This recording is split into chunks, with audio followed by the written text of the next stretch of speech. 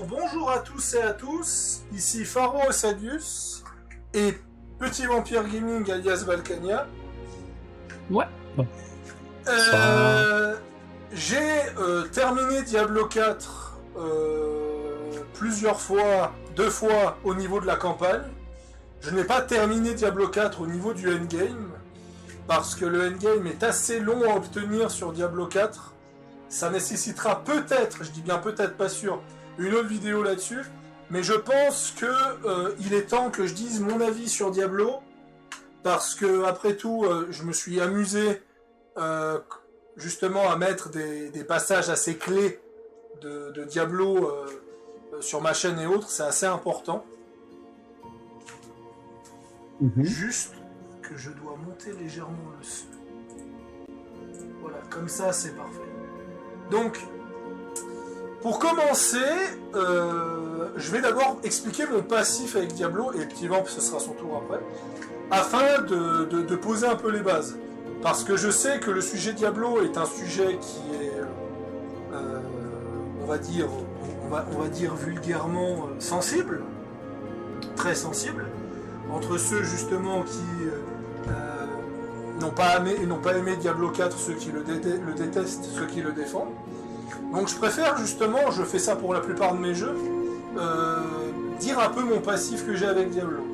Diablo est une licence que je connais depuis très longtemps. Il fait partie de mes top jeux que j'ai découvert durant mon enfance, à travers mon oncle qui était un gros joueur de Diablo, qui avait justement fait pas mal de parties et autres. Et il m'avait offert donc Diablo 2. Et bien sûr, j'ai pu le voir faire Diablo 1, je l'ai regardé faire Diablo 1 quand je passais ses week-ends chez lui et autres. J'ai eu le loisir de jouer à Diablo 1, mais j'ai passé pas mal de temps sur Diablo 2. Bien sûr, vu que j'étais relativement jeune, on arrive vers le début de l'âge adulte, adolescence, âge adulte, on arrive justement au fait que Diablo 3 sort. Là, je m'investis beaucoup plus, parce que c'était une licence d'enfance et ce genre de choses. Et à ce moment-là, je prends beaucoup plus plaisir à Diablo 3 que sur le 2. Même si Diablo 2 reste très bien, j'ai préféré le 3. Et après cela, j'ai découvert Reaper of Souls, la fameuse extension qui va radicalement changer Diablo 3, pour arriver à ce qu'on est aujourd'hui. Diablo 4 sort, avec une nouvelle thématique, avec pas mal de rebondissements, de débats par rapport au jeu, par rapport à Blizzard actuel, tout et tout. Mais Diablo 4 bat les records, il obtient un award du meilleur jeu en ligne, il est l'un des jeux les mieux vendus de 2024, et apparemment, vu que Zelda...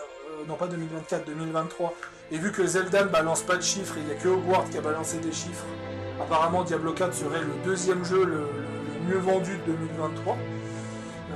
Apparemment, je ne sais pas si c'est mieux vendu que Baldur ou pas, il n'y a pas beaucoup de précision là-dessus. Donc je me dis, il faut globalement que je le fasse. Alors bien sûr, si ça sort que maintenant, c'est parce qu'il y a des choses que j'avais pas aimé à la sortie, et j'en parlerai après. Maintenant, mon cher Valkania, Petit Vamp, Katarina, toi, comment tu as découvert Diablo ? Tu me l'as offert.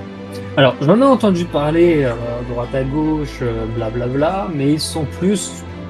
C'était pas un jeu qui suscite mon attention. Donc pour la faire courte. Et Pharo, ce grand fou, profite de la promotion parce qu'il y avait un essai gratuit, donc il y a eu une promo en même temps. Donc il me l'offre, on va sur Diablo, et avec les cinématiques, tout ça, moi qui adore faire des vidéos, c'est le kiff total, quoi. Donc on a fait quoi ? On a fait 72 heures de stream, en partant du stream découverte jusqu'à machin. Puis après, on a fait un petit off pour que je refasse un personnage exactement le même pour faire mes vidéos derrière. Parce que merci Streamlab de me bouffer autant de ressources. Donc voilà, donc techniquement, j'ai fait 2 fois la campagne avec 2 fois le même personnage. Enfin,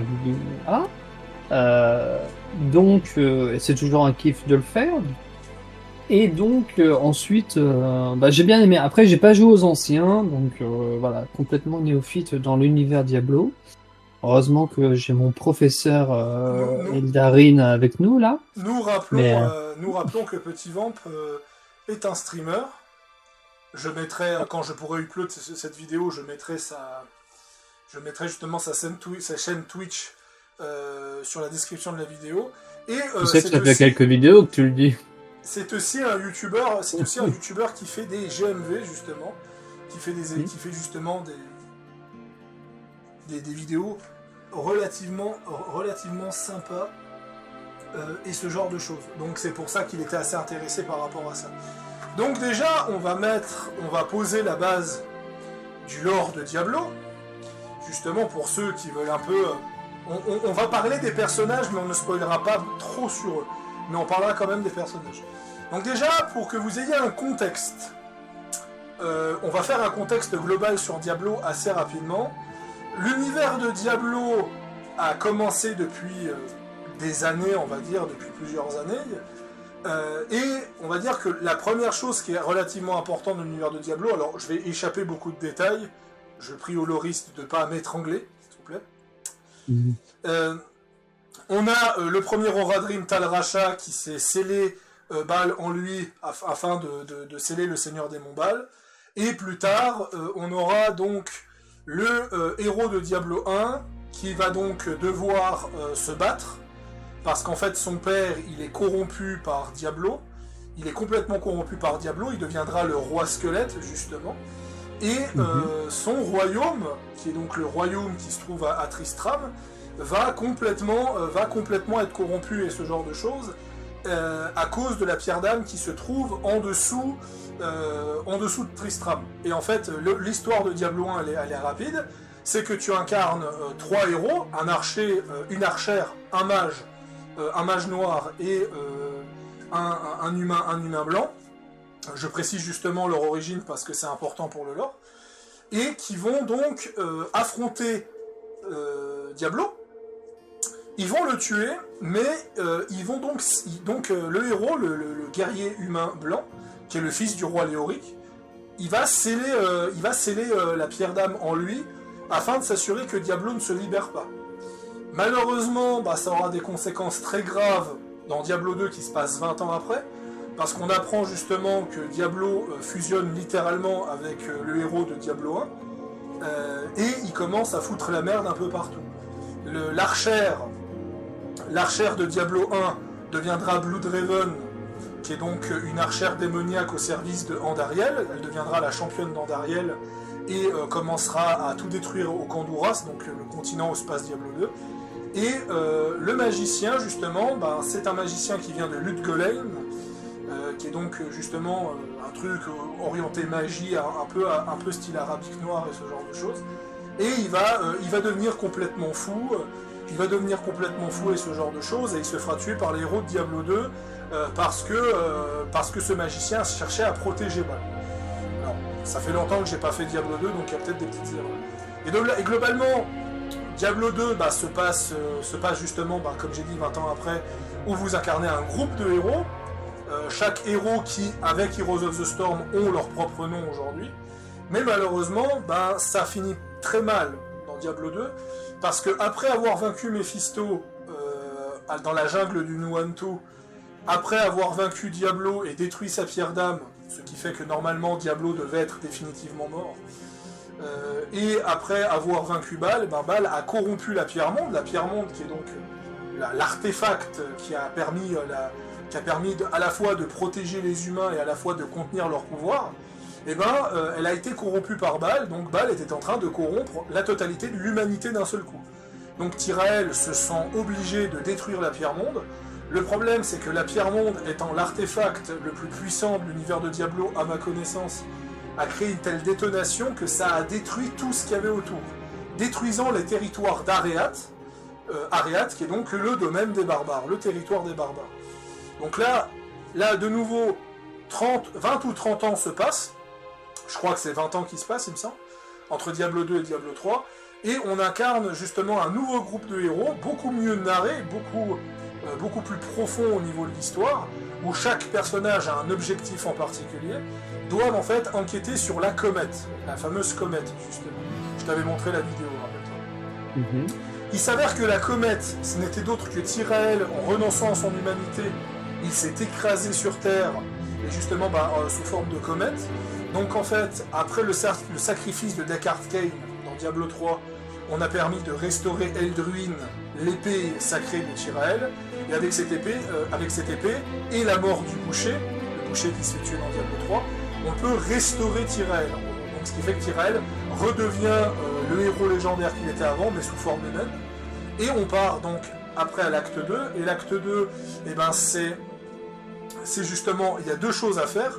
La première, c'est de pourchasser celle qui a tué Deckard Cain, et de l'autre côté, c'est justement de aider Léa, la nièce de Deckard Cain, d'enquêter justement sur Belial, et de traquer Belial. En même temps, tu vas collaborer avec le fantôme d'un sorcier du nom de Zoltun Kulle, un ancien sorcier Oradrim. Donc les Oradrim, c'est la grande organisation de magiciens qui a été créée par Tyrael et par Tal Rasha, le premier personnage qui a scellé la pierre, afin de neutraliser les démons en fait. Et ce qui se passe, c'est qu'on se fait manipuler depuis le début, on se fait manipuler par Belial. Et d'ailleurs, malgré que Belial nous ait manipulés, Belial nous donne un indice très flagrant. Il a dit vous êtes fort, Néphalem, parce que notre héros s'appelle le Néphalem, parce que justement on hérite de pouvoirs démoniaques et angéliques. C'est très important que je cite ça, je vous expliquerai ça après pourquoi. Et tout simplement, le Néphalem découvre la vérité sur Belial, et Belial lui dit bravo d'avoir découvert la vérité, cependant, ne vous fiez pas aux apparences, parce que les apparences peuvent être trompeuses. Pourquoi il dit ça? Parce qu'en fait, c'est le plot twist à la fin de l'acte 3, c'est que la mère de Léa qui nous aidait était en fait une sorcière au service de Diablo, et en fait, elle a fait un rituel sur sa fille pendant qu'on n'était pas là, pendant qu'on affrontait Asmodan, pour que Diablo puisse renaître dans la fille, dans Léa, parce qu'en fait, on apprend qu'en fait, le père... Ça va? Tu suis?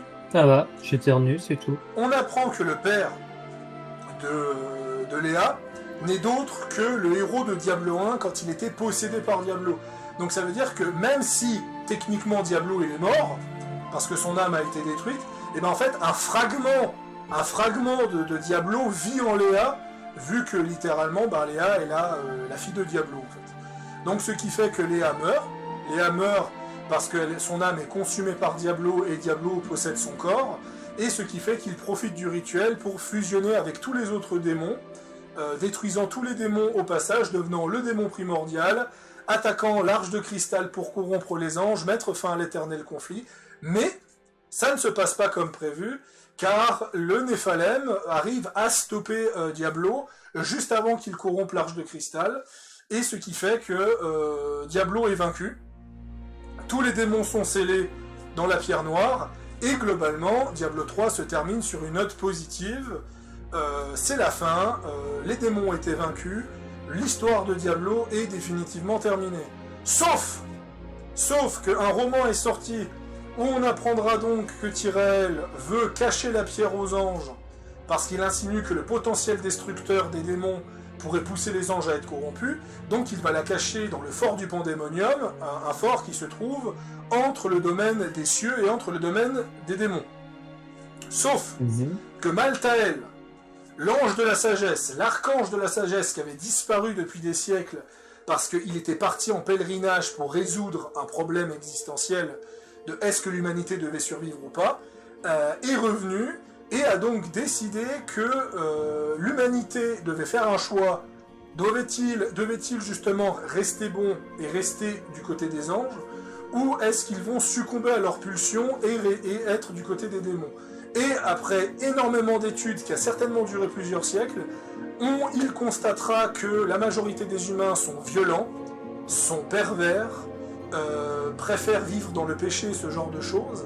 Donc pour lui, les humains sont condamnés à rester du côté des démons, donc il décide d'enclencher ce que moi j'appelle la purge de Maltael, qui est littéralement l'extermination de la race humaine jusqu'au dernier. Ce qui déclenchera ce que nous appelons, chez les joueurs de Diablo, Reaper of Souls. l'extension Reaper of Souls, avec un personnage tout nouveau qui est arrivé à l'écran, l'Oradrim Loratnar, l'apprenti de Tyrael, le second de Tyrael, qui nous servira donc de guide et qui justement et sera là pour tempérer le Néphalem, parce que le Néphalem dans cette extension commence à perdre les pédales. Alors, il commence à perdre les pédales dans cette extension, il commence à être violent, il commence à être agressif, il commence à douter des anges, il commence à mépriser les anges, il va même aller jusqu'à tuer la mère d'Adria pour uniquement se venger de ce qui s'est passé avec Diablo, et d'ailleurs, malgré que Loratnar lui a interdit formellement de le faire. Voilà, ça je m'en rappelle. Loratnar justement vous dit que la vengeance ne mènera à rien, malgré les atrocités qu'elle a commises, et ton personnage l'envoie chier en lui disant que si c'est un Oradrim qui n'est pas capable de faire ce qu'il faut, il a qu'à dégager. Et je pense que c'est important de citer ce passage en particulier, j'expliquerai ça pourquoi. Et donc, après ça, Malthael est vaincu, sauf que Malthael, avant d'être vaincu, utilisera la pierre d'âme noire pour tenter de tuer le Néphalem, ce qui fait que, vu que Malthael se fait tuer, toutes les âmes qu'il a absorbées se libèrent d'un seul coup, y compris les âmes des démons. Ce qui fait que tout ce que nous avons fait dans Diablo 3, Diablo 2 et Diablo 1 n'ont servi à rien, car les démons sont totalement libres.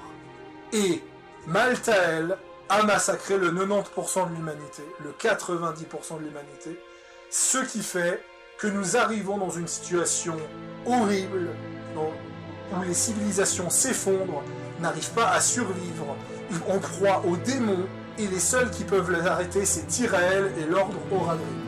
Malheureusement, Tyrael disparu 20 ans avant les événements de Diablo 4, ça veut dire qu'entre Diablo 3 et Diablo 4, il y a 50 ans, ça veut dire que littéralement, entre Diablo 1 et Diablo 4, il y a 100 ans qui sont passés, et on se retrouve donc dans un monde envahi par les monstres, envahi par les démons, envahi par les morts-vivants, où la civilisation s'effondre, et Tyrael n'est plus là, et l'ordre Oradrim n'est plus là.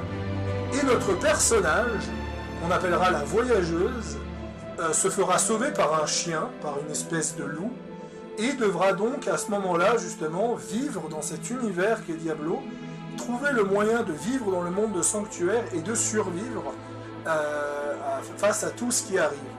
Et les personnages qui l'aideront dans cette quête, par rapport à ça, il y a 4 personnages notables qui aideront le héros de Diablo 4. On va commencer par le premier qui est Inarius, l'ange de l'espoir, le porte-espoir.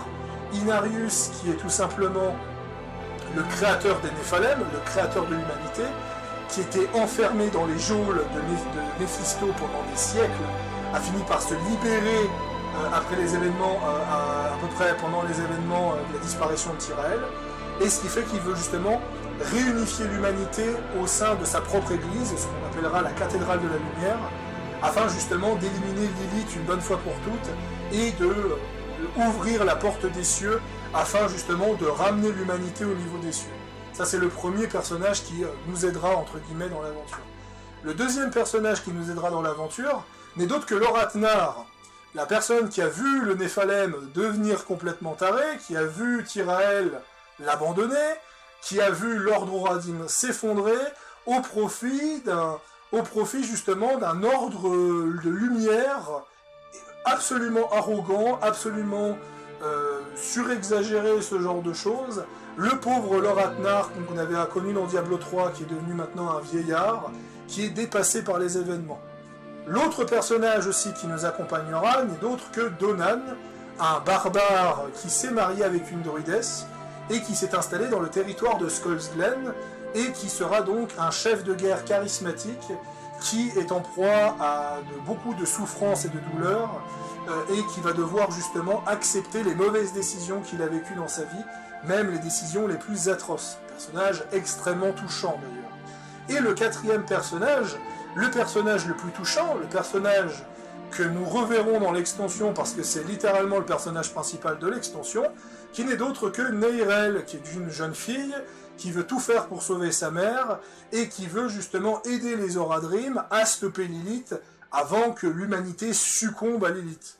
Donc ce sont les 4 personnages qui vont nous aider dans cette aventure et ce genre de choses. Et le 5e personnage qui est important de signer, c'est Lilith, c'est l'antagoniste principal du jeu, tout simplement, qui veut à la fois aider l'humanité pour avoir une armée. Avec cette armée, elle veut conquérir les enfers et conquérir les cieux, justement, pour son propre profit. Et c'est l'antagoniste principal de ce Diablo, et c'est très important de noter ce personnage, parce que pour la première fois dans l'histoire de Diablo, Diablo n'est pas l'antagoniste. Et c'est la première fois qu'on voit ça dans l'histoire de Diablo. Et en fait, beaucoup de gens avaient critiqué ça, sauf que, je vais être honnête avec vous, Diablo n'a jamais été, sauf dans Diablo 1, l'antagoniste phare de Diablo. Dans le sens, dans Diablo 2, Baal était bien plus intéressant que Diablo, avait une meilleure mise en scène que Diablo, et était le véritable antagoniste derrière. D'ailleurs, il a été annoncé dès le jeu de base. Je veux dire, vous finissiez Diablo 2, le jeu se finissait avec l'église qu'on voit dans les cinématiques qui brûle, et le retour de Baal. Vraiment, voilà, Diablo, c'était justement un entracte. Dans Diablo 3, on te fait croire que Diablo est l'antagoniste principal parce qu'il a failli tout détruire sur son passage. Tu réalises que Malthael a fait 10 fois plus de catastrophes en un seul acte que Diablo. Malthael a littéralement volé la vedette à Diablo. Voilà.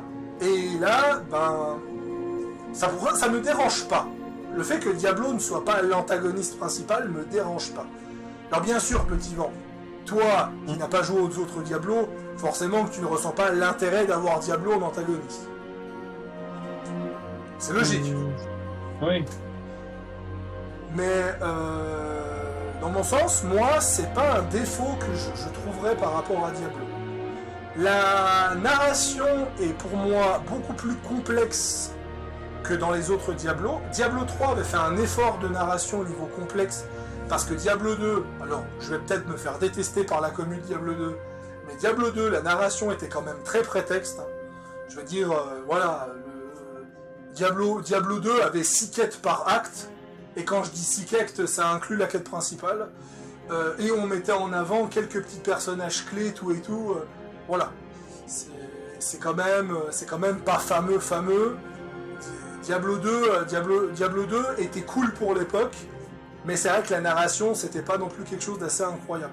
C'est vraiment Diablo 3 qui a lancé un gros truc de narration, où on apprend pas mal de choses sur la culture des moines d'Ivgorod, sur les jungles du Nuentu avec les féticheurs, sur les sorciers du Xiansei. On apprend énormément de choses, et le jeu est même émouvant. Diablo 3 était émouvant par rapport à ça, parce qu'il y a un passage émouvant de Diablo 3, c'est juste avant d'affronter Malthael, on tombe sur le fantôme de celui qui est en quelque sorte la raison de pourquoi on se bat dans Diablo 3.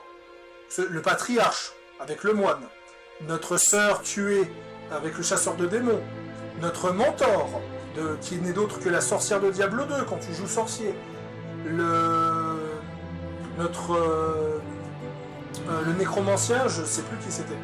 Le nécromancien, je sais plus qui c'était. Notre maître en tant que croisé. Je crois que c'est notre père en tant que barbare et ce genre de choses. Donc en tout, il y a quelque chose de très symbolique et de très fort dans la mise en scène de Diablo 3.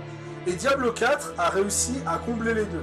On est retourné sur une narration terre-à-terre, comme Diablo 2, où on n'est plus un demi-dieu avec des pouvoirs extrêmement puissants et qu'on détruit les démons avec nos pouvoirs de lumière. Non, on est un être humain normal, on est personne, et en fait on se retrouve à affronter quelque chose qui est beaucoup trop dangereux par rapport à nous. Et donc ce qui fait que la narration de Diablo 4 elle est plus personnelle, parce que justement on est sur une narration qui est un peu plus terre-à-terre. Aujourd'hui, proposer une narration terre-à-terre, après un Divinity Original Sin 2, où t'es littéralement un dieu, un Pathfinder où t'es littéralement un dieu, sauf Kingmaker là-dessus, je trouve que c'est très intéressant. C'est très intéressant de retourner sur une narration terre-à-terre où on n'est rien, on n'est que dalle. Ça change beaucoup des RPG, je pense à Starfield, je pense à Skyrim, je pense à Oblivion, ou prochainement à Bloodline 2, on n'est pas un super soldat. On n'est pas un être hyper cheaté dans l'univers. On est une brindille Et cette brindille, elle est soutenue par des êtres qui veulent nous aider, ce genre de choses. Et c'est pour ça que je trouve que le personnage de Lilith est important, parce que le perso de Lilith est pas puissant dans le lore. Il n'est pas puissant. Mais c'est pour nous faire comprendre que notre héros est pas puissant. C'est pour nous faire comprendre que quand Baal, Diablo, Mephisto vont revenir, on n'a aucune chance de gagner. Leur parlant, c'est foutu. C'est foutu. Et il va falloir que le héros de Diablo 4 soit prêt pour contenir Baal, Diablo ou Mephisto. Et peut-être qu'il ne le sera pas. Peut-être que ça va finir en bad ending. Peut-être que le monde de Sanctuaire va mourir. On ne sait pas. Voilà. En tout cas, je trouve que la narration était très profonde. La mise en scène a eu un très gros gap. Des mises en scène avec du trailer, avec du in-game. Enfin, c'est particulier parce que c'est du in-game, mais c'est tellement poussé graphiquement que c'est très impressionnant. C'est très très impressionnant, je trouve. Moi, j'ai été assez choqué. Ça faisait très Dragon Age, Mass Effect dans la vibe, sauf que pour un hack and slash, c'est du jamais vu à mon sens. Je sais pas si Lost Ark en a fait, mais j'en sais rien. Donc moi, j'ai été vraiment surpris par justement cette mise en scène. Je pense justement à mon collègue, la Petit Vamp, qu'on appelle Valkania aujourd'hui. Toi, Oui. surtout que tu t'y connais un petit peu plus en montage, en mise en scène et autres que moi. Qu'est-ce que t'en as pensé de la mise en scène par rapport à la concurrence d'aujourd'hui ?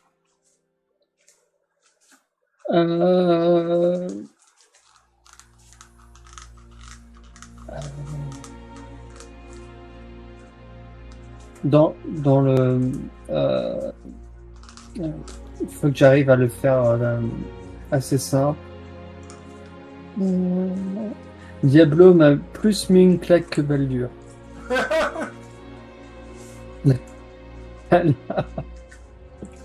Non, mais tu sens en plus avec la fin, toi qui arrête pas de te la mettre en boucle, mais non, mais en fait le truc c'est que tu refais un perso, tu dis ouais tu vas farm, c'est chiant, etc.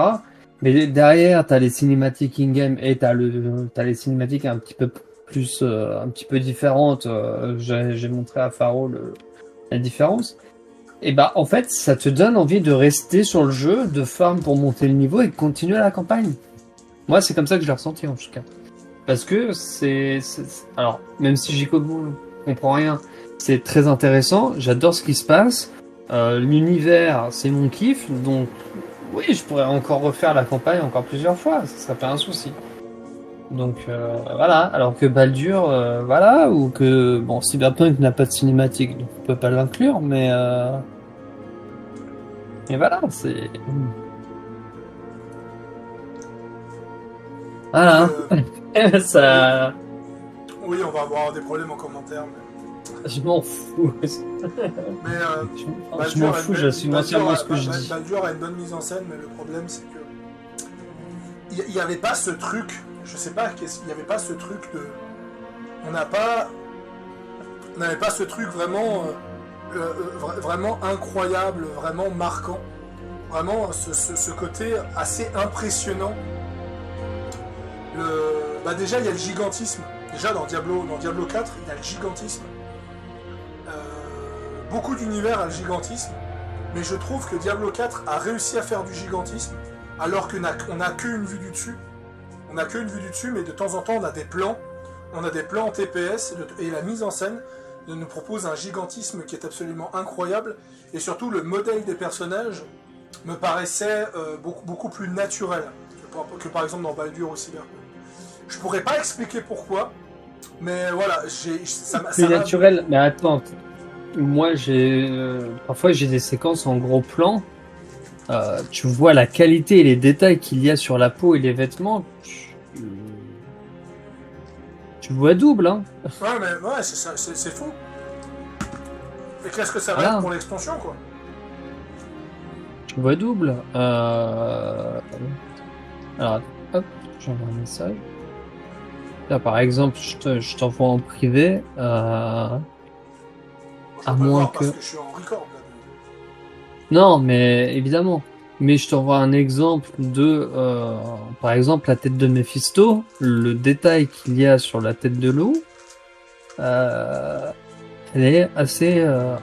Bon, j'ai peut-être mis les trucs à 200%, ça aide un Oula, peu. je me suis Et... pris le nez quoi, à force de pas bouger. Quoi? Non, parce que je suis sur le jeu pendant que je parle et je me suis pris une déco à force de pas bouger. Alors. Ah, bah, t'auras plus ton OST. Non mais c'est pas grave ça. Et... Mais ça c'est un truc qui est hyper impressionnant. C'est vraiment le détail.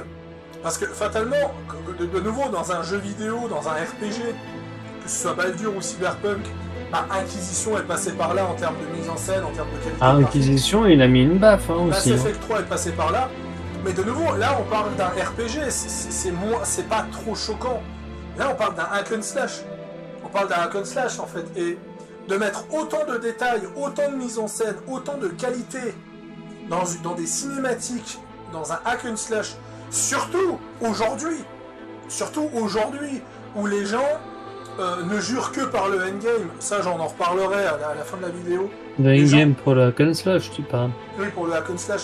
Les gens qui ne jurent que par le endgame et n'est pas intéressés par la campagne, quand tu vois l'effort que Blizzard fait au niveau de sa campagne, au niveau de sa mise en scène, tu te dis, putain les mecs, ils vont loin, ils vont méga loin, alors qu'une bonne majorité de joueurs ne s'intéressent absolument pas à cela. Et pour moi, c'est comme StarCraft 2, qui a fait un effort monstrueux au niveau de sa mise en scène, pour un RTS. Je veux dire, StarCraft 2 a une mise en scène que énormément de RPG aujourd'hui envieraient. Alors que StarCraft 2 est sorti en 2010.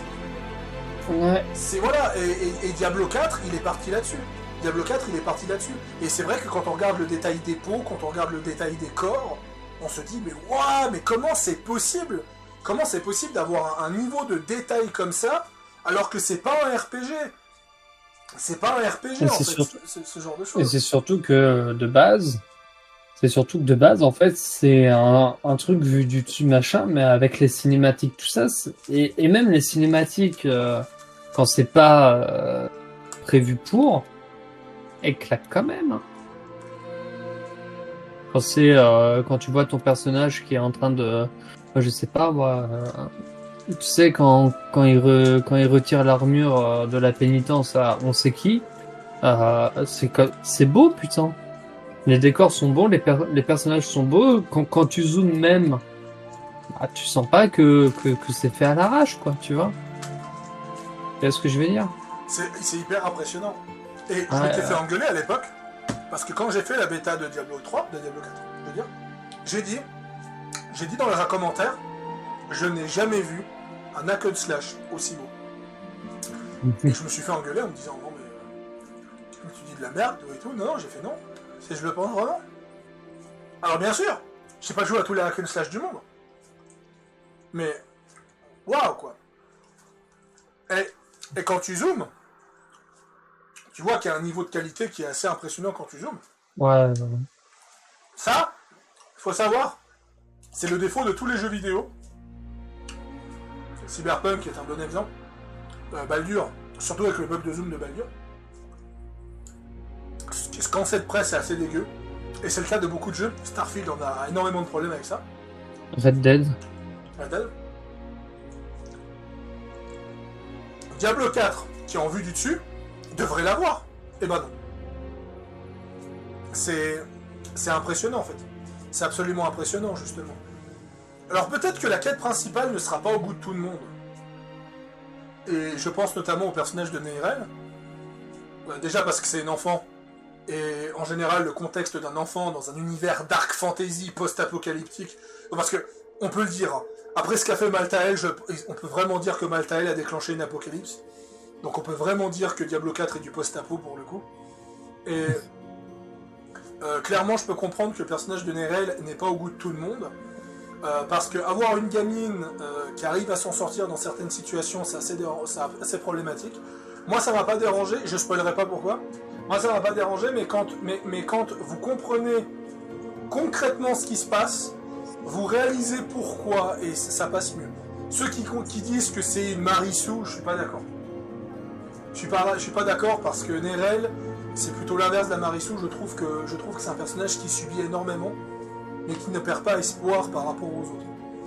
Et vraiment, le fait que dans Diablo 4, que tous les compagnons que tu as ont tous des défauts, Lorat est complètement, est complètement égoïste et ne pense qu'à personne, Donan est extrêmement dépressif et n'arrive pas à se concentrer, et il lâche l'affaire souvent, Inardus est extrêmement arrogant, et ce genre de choses. Et je trouve vraiment, on a vraiment cette espèce d'écriture en fait, de pureté de Nerel.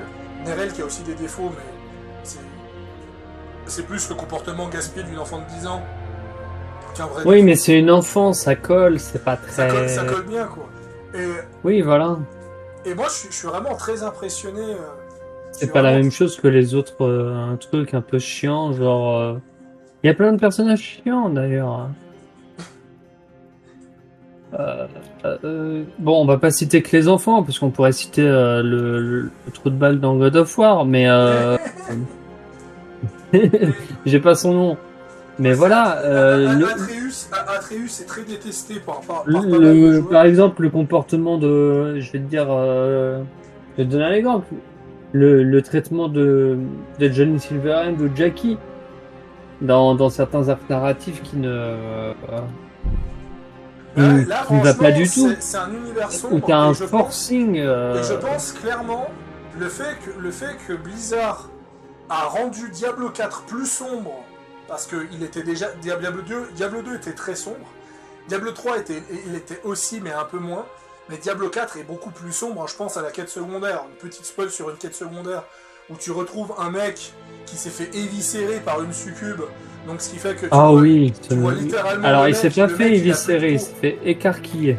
Pas tout à fait la même chose. Il s'est fait écarquiller, il a littéralement plus de peau par une Oui, c'est succube. C'est le but. Et puis t'as littéralement la succube qui la maintient en vie avec un couteau en plein cœur et autres. Ou au druide qui s'est fait éventrer par Lilith, qui fait qu'il a des jambes en moins et que ses jambes se sont transformées en monstres. Je fais, mais on est sur un truc de gore. Mais niveau jeu vidéo, j'ai jamais vu ça, quoi. Le gore, la violence, la maturité. La maturité par rapport à Diablo et autres.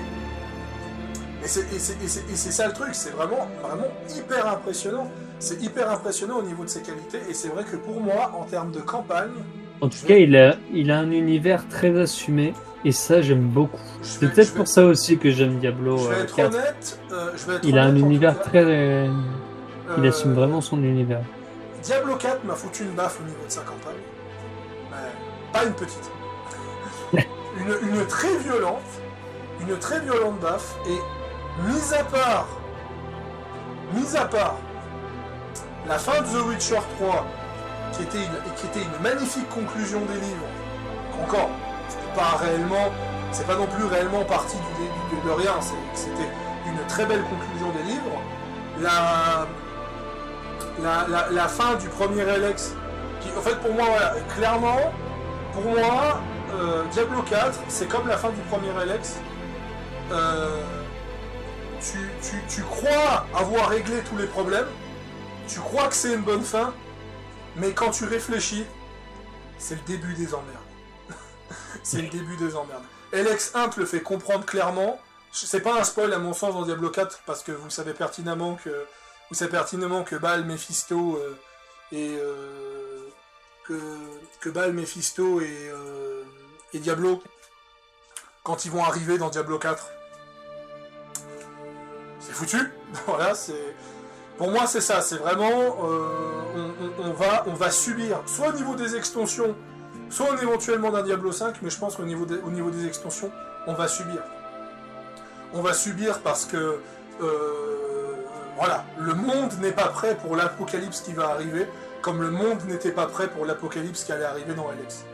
Et je pense que c'est pour ça que j'ai été profondément touché, et ce genre de choses. Je peux comprendre que beaucoup de gens n'ont pas aimé la fin, parce qu'ils s'attendaient vraiment à un plot twist de merde, avec Lilith qui est vaincue, et Diablo qui débarque en antagoniste du genre « Youhou, salut !» Voilà, oui, enfin ça aurait fait quand même une sacrée redite de Diablo 3 quand même. Mais ouais, narrativement, j'ai vraiment été surpris, vraiment la fin m'a failli me faire pleurer. La fin a failli me faire pleurer. Et j'ai été profondément mais profondément touché par l'écriture narrative de Diablo 4, et surtout, le parallèle, alors je spoilerai pas pourquoi, mais le parallèle avec Diablo 1, il y a un putain de parallèle avec Diablo 1, beaucoup de fans de Diablo se sont dit, putain de merde, la boucle est bouclée. En fait, la boucle est bouclée. En fait, il y a deux types de gens. Il y a ceux qui disent que c'est Blizzard qui avait pas d'imagination, et l'autre qui se leur disent, putain, c'est la boucle est bouclée. Moi, je pense plutôt que la boucle elle est bouclée. Je pense que voilà, on est profondément dans la merde, et on sait pertinemment que l'extension, ça va être pire que le jeu de base là-dessus, parce qu'il suffit juste de voir le trailer CGI Vessel of Hatred, pour ceux qui ont vu la bande-annonce. La bande-annonce, elle est horrible. Elle est horrible, horrifiquement parlant. Et ça, je me suis dit, oh putain, si c'est ça que subit le héros principal de l'extension, ouais, ça va être sympa l'extension. Ça va être sympa. Clairement, non. Pour moi, la campagne, c'est un grand oui. C'est un grand oui, la campagne. Vraiment quelque chose. J'ai jamais pris une grosse gifle comme ça, narrativement parlant. Et pourtant, j'en ai bouffé des jeux vidéo qui disaient que c'était des grandes gifles. J'en ai bouffé du Baldur, du Cyberpunk, du Mass Effect, du Dragon Age. En général, oui, selon la communauté. En général, la majorité des gens qui me disent du bien de ces genres de jeux, The Last of Us, Red Dead, tout et tout, les mises en scène ne m'affectent pas. En général, les mises en scène ne m'affectent pas, et je reste de marbre. Typiquement, j'ai pas du tout aimé Red Dead 2, je n'ai pas du tout été attaché à la plupart des persos de Cyberpunk. J'ai trouvé que Baldur, à cause de la mocap du héros principal, j'arrivais pas à prendre ça au sérieux, quand il faisait des expressions de débile mental. Par contre, j'ai toujours dit pendant des années sur ma chaîne, la mise en scène, tu peux me mettre la mise en scène la plus claquée du monde, je serais plus affecté si je suis attaché au personnage ou si l'acting il est bon. Là, dans Diablo 4, pour la première fois dans l'histoire du jeu vidéo, Diablo 4 a réussi à me faire affecter avec des mises en scène. Chose que j'ai jamais... Vraiment, je le dis, je suis de marbre. Je suis de marbre, tout et tout. Je vais dire quelque chose qui va blesser, hein. Je vous avertis d'avance. Je considérais, quand j'ai regardé Gladiator la première fois, je considérais que c'était un film moyen, que c'était nul. Parce que tout est sur la mise en scène. Tout est sur la mise en scène pour te faire croire que c'est touchant. Mais moi, ça ne m'affectait pas. Voilà. Dans le cerveau, ça passait pas. Pour moi, c'était juste banal. Et pour la première fois, quelque chose a réussi à m'affecter. Et c'est Diablo 4.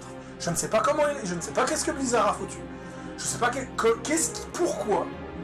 Je ne sais pas si c'est la musique. Je ne sais pas si c'est l'acting. Je ne sais pas si c'est l'attachement des personnages. Je pense que c'est un peu de tout. Je ne sais pas si c'est parce que je sais ce qui va arriver en tant que fan de Diablo. Je ne sais pas si c'est parce que c'est un de mes univers d'enfance. J'en ai aucune idée. Mais une chose est sûre. Pour moi, c'est la meilleure campagne de Diablo. La meilleure campagne que j'ai fait dans un hack and slash. Et l'un de mes jeux préférés de 2023, avec Rock Trader et Starfield. Clairement, je peux refaire la campagne quand je veux. Vraiment, c'est un putain de chef-d'œuvre. Ça, c'est clair et net au niveau de sa campagne. Bon, on va peut-être sortir, déjà à 45 minutes de vidéo, on va peut-être commencer à parler autre chose que du scénario. Oui, probablement. Au niveau du gameplay, le gameplay de Diablo est relativement proche de Diablo 2 et de Diablo 3, dans le sens où le gameplay, il est très Diablo 3 sur le fait que vous avez 6 touches, sur le fait que vous avez des capacités au niveau des 6 touches, sur le fait que vous avez des légendaires qui modifient complètement vos compétences. On est typiquement sur du Diablo 3, mais on est sur du Diablo 2 au niveau du côté sombre, de la profondeur, et au niveau des capacités qui sont relativement les mêmes. D'ailleurs, l'arbre de compétences de Diablo 4 est un arbre de compétences qui est relativement proche de celui de Diablo 2, en plus simplifié. Voilà. Mais beaucoup moins simplifié que Diablo 3, où Diablo 3 justement, on manquait d'expérience de build parce que c'était relativement simple. On rappelle Diablo 3, on a dû attendre l'extension pour avoir des capacités passives. Voilà. Et on en revient maintenant, je pense qu'on a tellement parlé des points positifs et que le gameplay, fatalement, c'est une question de goût. Moi, je trouve justement qu'on est très proche de ce qui faisait le succès de Diablo 3. Et au niveau du loot, on a subi la mise à jour du loot qui améliore grandement le loot, donc ce qui fait que on peut pas trop comparer avec le loot d'avant. Moi personnellement, quand j'ai joué à Diablo 4 à la sortie du jeu, le loot était relativement bien. Je trouvais qu'on lootait trop de légendaires, mis à part ça. Mais voilà, j'ai pas réellement de problème. Mais si je vais vous parler d'un défaut, qui pour moi est le seul véritable défaut de Diablo 4, c'est le leveling. Ça veut dire que la campagne de Diablo 4 n'est pas refaisable, ce qui est pour la première fois dans l'histoire d'un Diablo, on ne peut pas refaire la campagne, mais c'est aussi la première fois dans l'histoire d'un Diablo où vous êtes très loin de finir le jeu quand vous avez fini la campagne. Donc nous on dit qu'on a fini le jeu, mais fatalement non, parce qu'on finit le jeu au niveau 100, quand on a vaincu ce qu'on appelle Uber Lilith. Oui, mais le problème, c'est que pour monter au niveau 100, c'est du farm, c'est des donjons, c'est des phases de endgame, et ça me dérange pas, parce qu'elles sont très bien introduites, elles sont très intéressantes, donc ça ne me dérange absolument pas, mais je trouve que c'est pas assez, c'est pas assez graduel. Ça veut dire que dans Diablo 2, tu terminais la campagne, tu pouvais recommencer la campagne pour monter niveau max, et après faire du endgame. Dans Diablo 3, dans le nouveau Diablo 3, parce que y a le Diablo 2, le 3 de base et le Diablo 3 de maintenant ne se ressemblent pas, dans le nouveau Diablo 3, vous pouvez facilement arriver niveau max avant d'affronter Maltael. Dans l'ancien Diablo 3, c'était le même système que Diablo 2. Là, pour la première fois dans Diablo 4, enfin dans Diablo, je veux dire, vous tuez Lilith, vous êtes niveau 49, 50, ok, il te faut 50 autres levels pour être considéré comme niveau max. Et là, je me suis dit, mais c'est beaucoup trop en fait. C'est absolument beaucoup trop. Là, actuellement, je suis 58. J'ai monté donc 5-6 niveaux en farmant tout et tout. Alors, bien sûr, le gameplay est fun, c'est cool. Le endgame est cool, il est plaisant. J'ai pas de problème là-dessus. Le problème, c'est que je comprends que les gens qui ont adoré la campagne n'ont peut-être pas forcément envie de se retaper 50 niveaux juste pour avoir un perso level max. Et c'est pour ça que moi, à mon sens, je vais pas me plaindre du endgame. J'ai pas beaucoup testé le endgame. J'ai très peu testé le endgame, vu que je suis niveau 58. Mais je dirais qu'une chose, du peu que j'ai vu du endgame, il est bien plus riche que Diablo 3. Voilà. Parce que Diablo 3, c'était le mode aventure qui était des quêtes FedEx infinies. Quoi d'autre et le système des failles. Là, si j'ouvre la map de Diablo 4, nous avons déjà la mission avec l'arbre des murmures qui fait que toute la ville de Caldéum, tu as des activités à faire journalières. On a les boss mondiales, on a le système de légion, on a les invocations de boss pour invoquer des boss assez exclusifs. Diablo 3 on avait aussi, mais là ça m'a l'air d'être beaucoup plus varié. On a le système des invasions démoniaques, le système de saison qui apporte chaque fois qu'il y a une nouvelle saison, qui apporte une nouvelle mécanique, qui donne un véritable intérêt au système des saisons, là où je trouvais principalement que le système de saison de Diablo 3, mis à part pour un nouveau stuff, il n'y avait rien de réellement pertinent. Voilà. Donc, Diablo 4 est vraiment très riche au niveau de son endgame par rapport à Diablo 3 là-dessus, alors que Diablo 3 n'avait pas de endgame avant son extension. Donc après, il faudra voir quand l'extension va arriver, parce que l'extension est censée faire venir des mercenaires, donc le système mercenaire, on verra si c'est les mercenaires de Diablo 2 ou si c'est des compagnons écrits à la Diablo 3. Donc moi je suis très curieux de savoir par rapport à ça. Et surtout, la différence. Alors là, ne vous faites pas avoir par ma vidéo. Parce que vous me dites, ouais mais lol, tu parles alors que t'as fait aucune quête. Oui, parce que ma barbare n'est pas celle où j'ai fait les quêtes, c'est mon druide qui a fait la majorité des quêtes. Et c'est là la différence aussi entre Diablo 4 et les autres Diablo, c'est que Diablo 3, les quêtes étaient sous forme d'event, donc il y avait quand même des quêtes. Dans Diablo 2, il n'y avait quasiment pas de quêtes. Là, on est quand même sur 39 à 40 quêtes par zone. C'est-à-dire qu'il y a plus de 300 quêtes dans le monde, Alors oui, il y a des quêtes FedEx, mais la majorité des quêtes, pour les avoir essayées, ce sont des quêtes bien écrites, avec un concept très intéressant, souvent avec d'autres philosophies, on apprend quand même beaucoup de choses sur le lore avec, c'est vraiment très très enrichissant. Vraiment, en termes de quête narrative, le jeu n'a rien envié à Baldur ou à Cyberpunk là-dessus. Pour moi, vraiment, les quêtes sont même au-dessus de Cyberpunk, parce que vraiment, les 300 contrats pour inonder les quêtes secondaires, c'était vraiment dégueulasse Cyberpunk. Mais il y avait des très bonnes quêtes dans Cyberpunk. Pour moi, les séries de quêtes de Diablo, comme par exemple la série de quêtes à Kyovashad, il y a des séries de quêtes exclusives. Pour moi, elles sont de la même qualité que les séries de quêtes de Jody Panam. Vraiment, chose qui est relativement impressionnante. Le jeu, il est riche, il y a énormément de contenu à faire, mais pour moi, voilà, le seul défaut, c'est que si on n'a pas envie réellement de farmer, le niveau 100, en fait, tu le vois jamais. Tu le vois jamais, justement, autre par d'autres moyens. Alors, bien sûr, on me dira, mec, tu t'y connais pas trop, moi, j'ai 400 000 heures sur Diablo 4, je vais te dire comment monter niveau 50 en 3 heures. Oui, bien sûr, peut-être que tu vas mieux. Mais, moi, de mon expérience, c'est ce que je vois. Après, on verra, justement, quand j'arriverai niveau 100, je referai certainement une vidéo. Mais, Diablo 4 est véritablement riche. Les gens qui se plaignent du monde ouvert, moi je suis pas d'accord, parce qu'il y a quand même énormément de choses à découvrir dans le monde ouvert, que ce soit ses quêtes secondaires, que ce soit ses events, ses donjons. Surtout que je considère pas réellement que c'est un monde ouvert, parce que le monde il est sinueux. Sinueux. Il est énorme, il y a énormément de petits couloirs et ce genre de choses, comme c'était le cas de Diablo 2 et de Diablo 3. Donc fatalement, pour moi, c'est pas un monde ouvert. Pour moi, c'est juste un monde où ils ont enlevé les temps de chargement. Voilà, c'est tout. Et encore. Bien sûr, pas pour les donjons. Je parle pour les zones. Voilà. Ouais. C'est pas un véritable monde ouvert avec de l'exploration, tout et tout. Non, on n'est pas loin de ça. C'est un très bon monde ouvert pour un hack and slash. Voilà. C'est pas le monde ouvert qui va révolutionner le genre et ce genre de choses. Voilà, pour moi, il est aussi riche que Sacred 2, pour ceux qui ont joué. Sacred 2, il avait aussi un monde ouvert qui était très grand, avec pas mal de lits, et je trouve qu'il est très similaire. À la différence où Sacred 2 était rempli de quêtes FedEx. Ça reste l'un de mes hack and slash préférés. Voilà. Et c'était le concurrent de Diablo jusqu'à la descente aux enfers avec Sacred 3. Donc, clairement, là-dessus, je peux pas réellement me plaindre.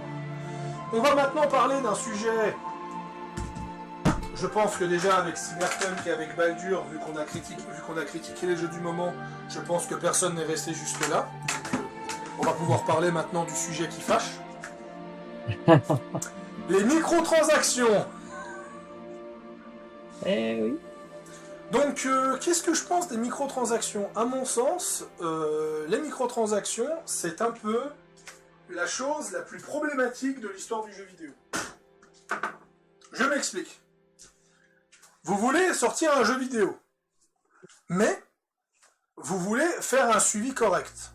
Alors bien sûr, ça va être un débat, j'ai fait oui, mais toi ce que tu parles c'est un game as service.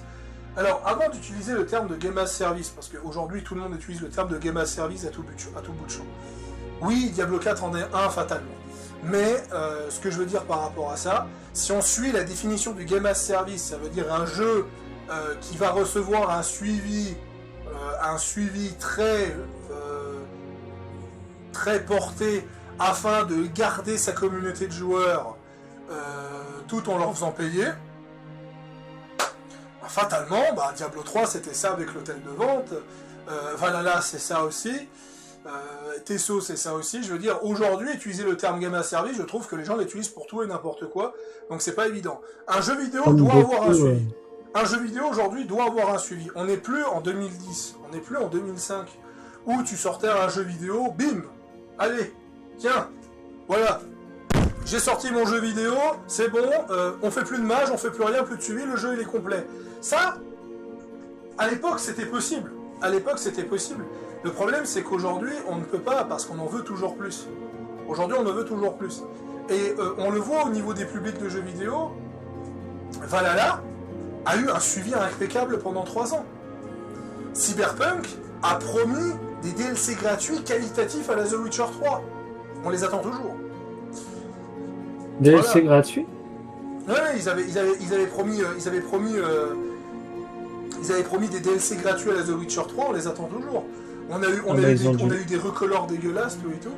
Ils ont dû les perdre leur truc. Baldur a proposé un suivi exemplaire les 4 premiers mois, jusqu'à ce qu'en janvier on annonce qu'ils ont déchiré le contrat avec Wizards of the Coast, et ce qui fait que on a eu une petite mage en février, et après le néant jusqu'à septembre, et encore, nous ne sommes pas en septembre, donc je ne sais pas du tout à quoi va ressembler cette fameuse mage. Mais ça n'empêche pas que 8 à 9 mois, quand tu étais un studio exemplaire qui sortait une grosse mage par mois, bah, ça fait un peu tâche. Ça fait un peu tâche et ce genre de choses. Et le truc, c'est ça. C'est que vous ne pouvez pas avoir le beurre et l'argent du beurre. Vous ne pouvez pas avoir un suivi exemplaire tout en ne dépensant pas d'argent. Ce n'est pas possible. Et les gens vont me dire, oui, mais qu'est-ce que tu penses de Stardew Valley, tout et tout? Alors, le cas Stardew Valley, il est simple, c'est un jeu indé. Un jeu indé a besoin... Un jeu indé, c'est comme des microtransactions. Ça veut dire que tu vas faire une mage pour faire parler de ton jeu, donc les gens vont acheter ton jeu. Voilà, c'est pas plus simple que ça. Diablo 4, il peut faire une mage demain qui va rajouter du contenu. Ça va pas faire acheter des gens, parce que les gens ont déjà Diablo 4. Ça va juste les faire revenir. Et s'ils reviennent, ils dépensent pas d'argent. Voilà, la fatalité de la chose. La fatalité de la chose. Vous êtes trop. Alors quand je dis vous, je parle de ceux qui sont contre les microtransactions. Vous êtes trop dans oui, mais Blizzard a assez d'argent. Je te rappelle qu'il brasse du fric avec WoW. Oui, c'est vrai.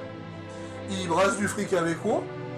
C'est pour ça qu'il y a pas mal de contenu sur WoW. C'est pour ça qu'ils ont sorti le Discovery sur WoW. C'est pour ça qu'ils ont sorti le Retail, ou le mode histoire, je sais plus comment ils appellent, qui est littéralement le fait de jouer à des anciennes versions de WoW sur un autre serveur. Ah, ça doit coûter ça. Le jeu, non mais que tu comprennes, petit vent. Littéralement, c'est comme si toi tu exigeais de jouer à Old Republic sans ses extensions, avec l'équilibrage d'avant les extensions de Old Republic. C'est exactement ça. Ils ont ouvert ça, Blizzard, pour soutenir la communauté qui l'ont demandé. Donc c'est très cool, c'est très très cool de faire ça. Le truc, c'est que ça coûte des serveurs. Et la mise en scène, et la CGI. Parce que pour ceux qui ont joué à Battle for Azeroth, il y a au moins 7 cinématiques CGI pour Battle for Azeroth, et ce genre de choses. Ça coûte. Et tu peux pas utiliser ton argent, tu peux pas utiliser l'argent que t'engranges dans WoW pour financer Overwatch, pour financer Rose of the Storm, pour financer Starcraft, pour financer Diablo 4. Non, ça marche pas comme ça. Ça marche absolument pas comme ça, en fait. Parce que si ça marcherait comme ça, en fait, les entreprises ne feraient plus de microtransactions. Pourquoi Starfield mettrait des modes payants et pourquoi Bethesda mettrait des microtransactions vu qu'ils ont la série Amazon qui leur a rapporté de l'argent? Non, ça ne marche pas comme ça. Ça ne marche pas comme ça, le monde ne tourne pas comme ça. C'est triste à dire, c'est triste à dire, on vit dans une réalité merdique, mais il faut l'accepter, quoi. Il faut absolument l'accepter, ce genre de choses. Et les microtransactions de Diablo 4, c'est simple, on va faire une comparaison simple. Diablo 3 a eu un équilibrage de loot infâme, pire que Diablo 4. Il a pris 14 mois à le régler. Mais tu devais payer une extension à 50 balles. Diablo 4 a eu une mise à jour de loot infâme. Il a pris 6 à 8 mois pour se régler, dans une mage gratuite. Je peux vous garantir que sans les microtransactions, vous aurez attendu Vessel of Hatred pour l'avoir. Clairement. Voilà. Et encore, si Vessel of Hatred aurait réglé ça, pas dit que le Sacré Esprit serait aussi travaillé, pas dit qu'on aurait des mises en scène travaillées, pas dit qu'on aurait des compagnons. Voilà. Ça aussi, il faut pas oublier. C'est que il y a un travail qui se fait par rapport à ça. Et on le voit dans toutes les entreprises. Tout le monde change, mais pas en bien malheureusement. Ubisoft nous sort des skins à 25 balles. Creative Assembly est passé de Lord Pack à 10 balles pour Total War à des Lord Pack à 30 balles.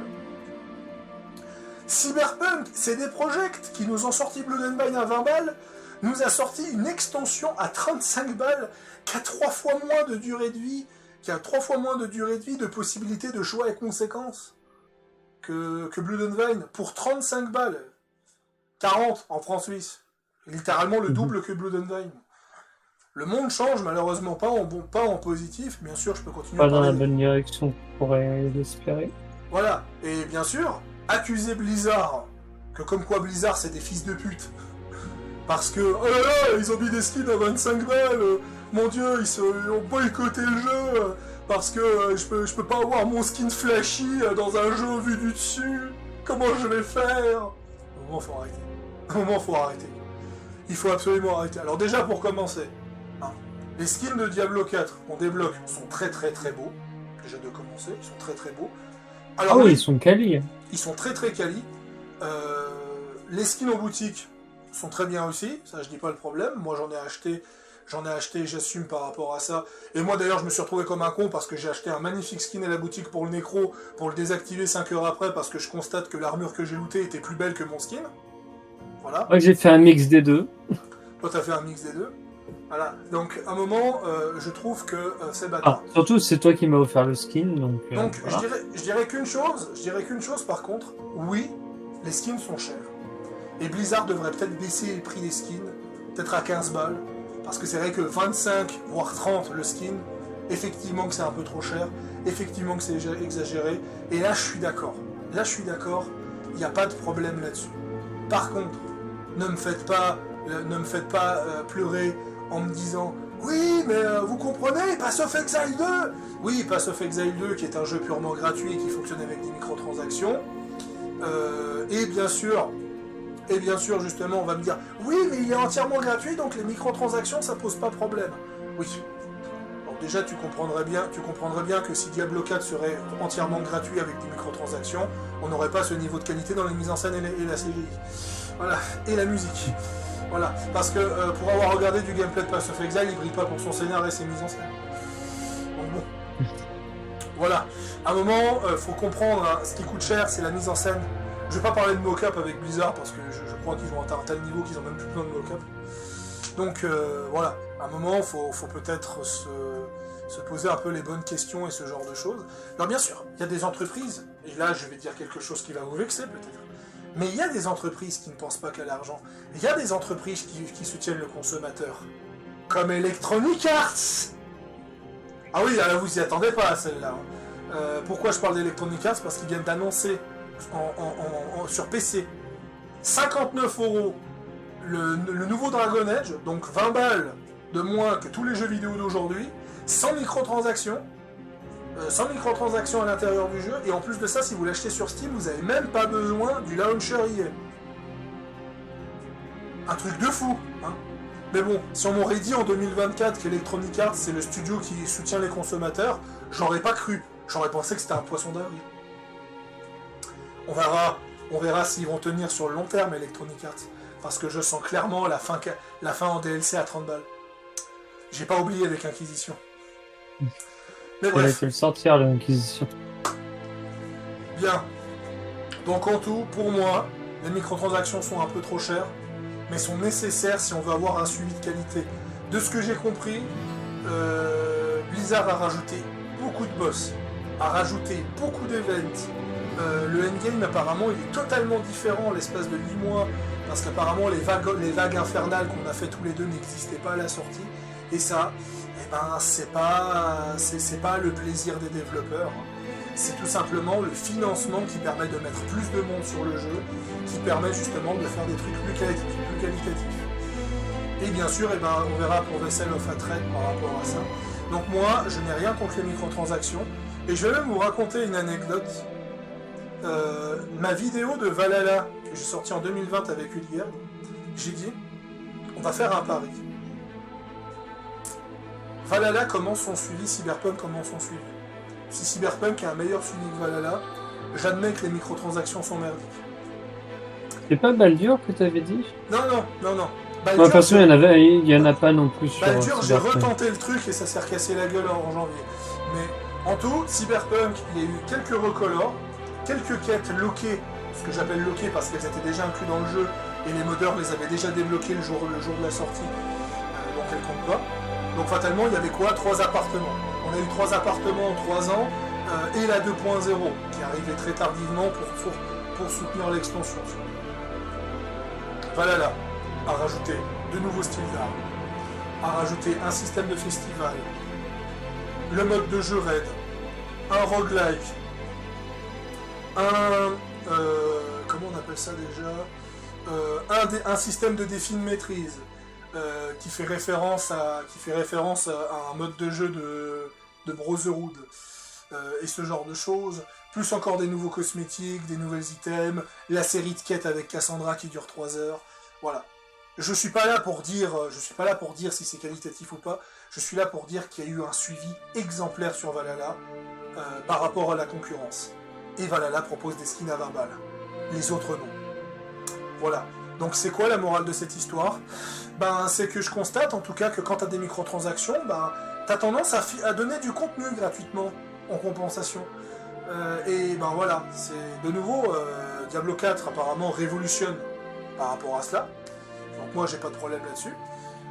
Après à voir s'ils vont pas aller trop loin dans les microtransactions, parce que forcément que s'ils commencent à mettre des coupes de cheveux à 10 balles, s'ils commencent à mettre des compagnons à la boutique à 20 balles, voilà. Mais pour moi, je vais être honnête, Diablo n'est pas le pire système économique que j'ai vu dans un jeu. Surtout que Diablo se considère comme un MMO. Donc s'il se considère comme un MMO, regardez la concurrence. Concurrence d'un MMO, The Elder Scrolls Online, maison à 100 balles. Donc oui, clairement, on pourra jamais battre Tesso en termes de radinerie là-dessus. Avec une extension à 40 balles par année. Attention, et un abonnement. Voilà, c'est clairement... Voilà. Et surtout que, voilà, c'est... Autant, je pense qu'il y a des choses à reprocher à Blizzard, leur toxicité envers leur personnel, le comportement odieux de Bobby Kotick, mais je ne pourrai jamais reprocher les jeux vidéo de Blizzard. Overwatch était excellent, Overwatch 2 est toujours très bon aujourd'hui. Diablo 4 est excellent, c'est un putain de chef-d'œuvre. Diablo Immortal, apparemment, il a un méga succès en Chine. Moi, je suis pas friand des jeux mobiles, donc je vais pas juger. Mais apparemment, il a un putain de bon succès en Chine. Et apparemment, la nouvelle classe de Diablo Immortal est tellement populaire qu'il y a une partie de la communauté de Diablo 4 qui aurait fait pression à Blizzard pour la mettre, et Blizzard a dû dire non, obligatoirement. Tu sais pourquoi? Parce que c'est un putain de vampire, la classe. Voilà. Dans le quartier général de ces vampires et sur la map de Diablo 4. C'est gay à cool. Voilà. Bon. Aucune excuse pour pas les mettre. Mettez-les, Blizzard. Donc bref. Je crois que Est-ce que t'as quelque chose à dire sur les microtransactions? Moi, j'ai pas de problème avec les microtransactions. De toute façon, je prends des microtransactions si j'ai envie de soutenir le dev, les devs, etc. Si j'aime les devs, etc. Moi, ça me dérange pas de claquer des thunes dedans. Après, il faut voir ce qu'ils en font. Sur Valhalla, on voit le suivi, il y a pas de problème. Après, la plupart des jeux où je mets des, comment ça s'appelle, de l'argent dedans pour les skins, les machins, les bidules. En général, le suivi derrière est bon, etc. Donc, non, moi, j'ai pas de problème. Donc, j'ai pas de problème si ça sert.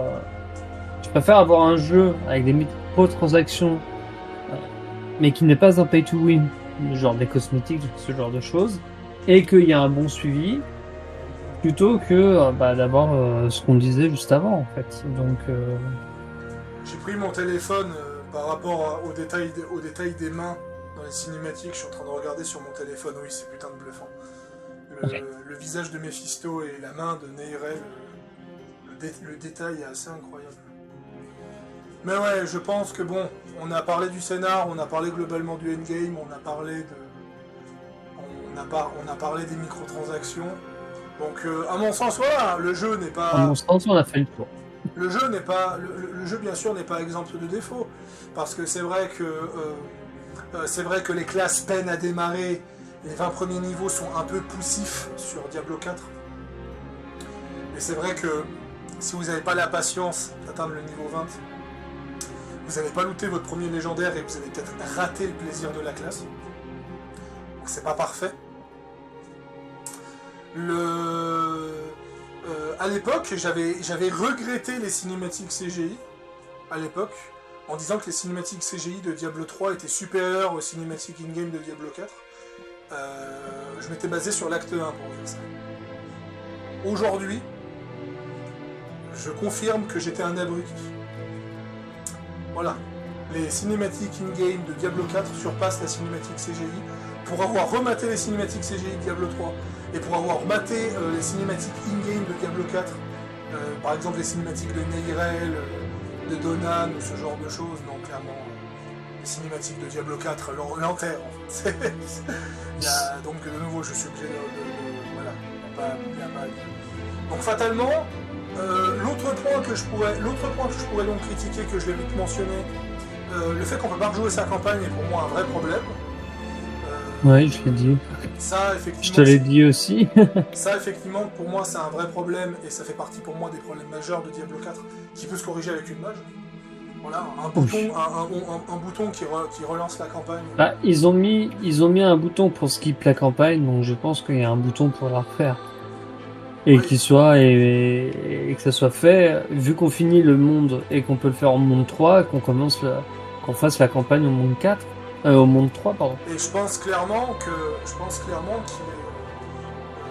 est très important, qu'il est absolument important justement que Diablo 4 puisse refaire la campagne, parce que quand tu montes trop vite de niveau et que tu es niveau 51 et que tu arrives devant l'élite avec le marteau de la dernière mise à jour, quand tu joues un barbare, ce que je veux dire, non mais l'élite tu la dépopes. L'élite je l'ai tué en 2 minutes. Et tu vois, c'est ça un peu le problème, c'est que j'aurais aimé justement voir si l'élite m'aurait pu me tenir tête si je serais monde 3 ou monde 4. Donc je pense que ce serait très pertinent de pouvoir refaire la campagne en difficulté, et je pense que beaucoup de joueurs seraient peut-être assez contents de refaire la campagne en haute difficulté pour juste le plaisir de le faire.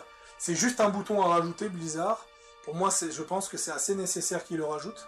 Alors s'il le rajoute pas, c'est pas grave. Mais pour moi, rien que ça corrigerait pas mal de problèmes, à mon sens. Surtout le problème de montée de niveau. Ceux qui se plaignent de tout le temps farmer, je pense que j'aurais moins de problèmes par rapport à ça. Et l'autre point, le dernier point que je pourrais dire, en fait, je crois pas que j'ai de dernier point négatif, dans le sens où le reste ça va. J'ai pas trop à me plaindre là-dessus. Je trouve que le jeu est beaucoup moins aléatoire que Diablo 3, donc c'est plus plaisant. Diablo 3, on a dû attendre une match de 2 ans pour que Blizzard rajoute la possibilité de looter obligatoirement un légendaire sur un boss. Voilà. Donc oui, le plaisir de Diablo 3 de tuer Malthael pour la 3e fois d'affilée pour pas looter de légendaire, c'était chiant. Mais c'est pour ça qu'on a ça sur Diablo 4 d'ailleurs. Et le fait que dans Diablo 4, quand on tue un gobelin, on a quand même une très forte probabilité de choper un légendaire. Sur tous les gobelins que j'ai butés, il n'y a qu'un seul gobelin où j'ai pas looté un légendaire. Non. Voilà. Et ces fameux coffres de l'événement démoniaque, où tu as obligatoirement 1 à 2 légendaires dedans. Donc personnellement, je suis obligé de reconnaître qu'il y a un travail qui a été fait qui est exemplaire là-dessus, au niveau du loot, et c'est relativement bien. Ça permet en fait de fixer un peu plus les légendaires pour les spots, et c'est moins frustrant du côté aléatoire. Je me suis refait d'écho.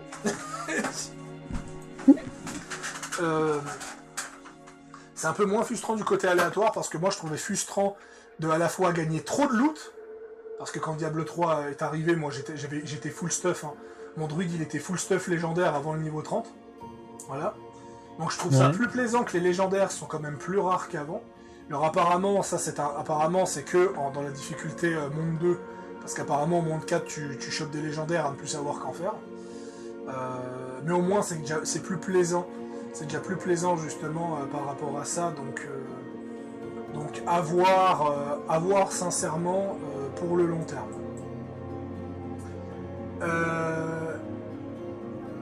Donc j'ai pas d'autres reproches à faire à Diablo 4, à mon sens. Est-ce que tu as des critiques à faire, toi? Avoir le suivi. Après, c'est pas Il y trop. a déjà un bon suivi depuis un an. Oui, mais moi, je me suis mis il y a quelques jours, c'est juste. Donc voilà. Après, en critique, faut voir ce que ça advient. Après, je suis pas nécessairement friand de ce genre de jeu, mais c'est vrai que je passe un bon moment. Donc pour l'instant, j'ai pas trop de choses négatives dessus.